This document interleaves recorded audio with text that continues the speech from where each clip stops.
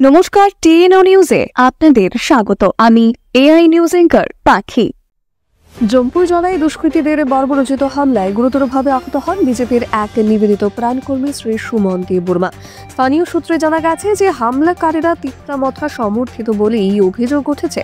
গুরুতর জখম অবস্থায় তাকে দ্রুত এজিএমসি ও জিবিপি হাসপাতালে ভর্তি করানো হয়, যেখানে তিনি বর্তমানে চিকিৎসাধীন। তাই গতকাল হাসপাতালে পৌঁছে তার শারীরিক অবস্থার খোঁজ খবর নেন এবং চিকিৎসকদের সঙ্গে বিস্তারিত আলাপ করে চিকিৎসার অগ্রগতি সম্পর্কে তথ্য সংগ্রহ করেন রাজ্যের মাননীয় মুখ্যমন্ত্রী প্রফেসর ডক্টর মানিক সাহা। এই কঠিন সময়ে সুমন দেববর্মা ও তার পরিবারের প্রতি সমবেদনা জানানো হয়। তার দ্রুত আরোগ্য ও পূর্ণ সুস্থতার জন্য তিনি প্রার্থনাও করেন। এখনকার মতো সংবাদ এ পর্যন্তই। পরবর্তী নিউজ ও আপডেটস দেখার জন্য অবশ্যই চোখ রাখুন টিএনও নিউজের পর্দায়।